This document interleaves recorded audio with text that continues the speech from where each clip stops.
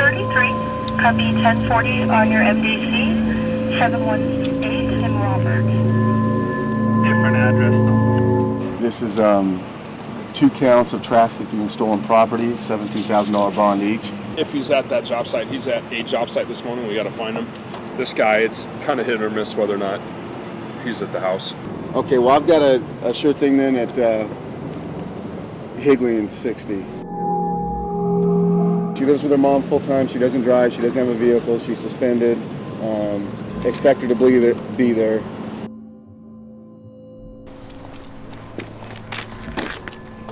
Well, basically, it's our unit's responsibility to go out and enforce these court orders, these warrants that are issued by Superior Court here in Arizona and local and federal courts, and enforce these court orders for promises to appear, failure to appear, grand jury warrants, all different levels of warrants, misdemeanor and felony.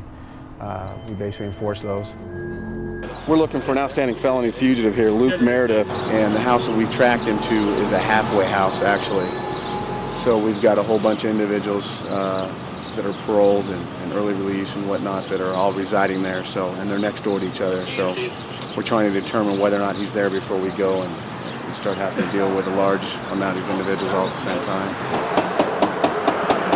His roommate's living at a house over off of Williamsfield, but they haven't seen him in a couple of months. He's considered armed and violent, has violent tendencies. The warrant is for possession of synthetic narcotic drugs. He's got a history of misconduct involving weapons, false report to law enforcement, possession of narcotic drugs for sale. He was on the concrete crew, and he was working there all last week. The week before, he was jumping from job site to job site. Lincoln Robert. A large portion of the crime that goes on out there on a day-to-day basis in our communities, it happens from these outstanding fugitives. These guys are facing charges with the courts, they're avoiding apprehension, and they're continuing to commit crimes. So most of them, or a lot of them, are victim crimes that involve community. So a lot of the crimes that are going on out there are being committed by these outstanding fugitives. So I think it is a service to the community by making these guys accountable and get them off the streets, because they're a lot of the people responsible for the crimes that are going on out there.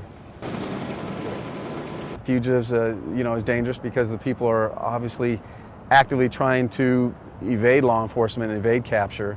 So we've got to go out there and interdict and counter that.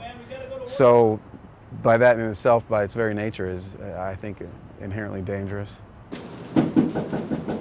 We try and plan for the unexpected, and I think a lot of times with our unit, we're thinking tactics when we're at the door. We're thinking what we need to do if we encounter a certain situation, whether we encounter a suspect with a gun, if we encounter gunfire. We're thinking of our different options and tactics that are available to us, I think, is what most of us think about.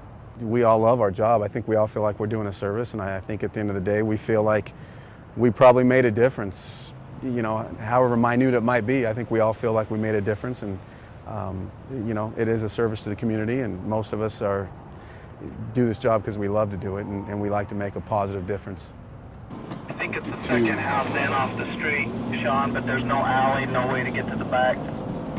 Yeah, I noticed there's no streets on maps that showed a way to the back.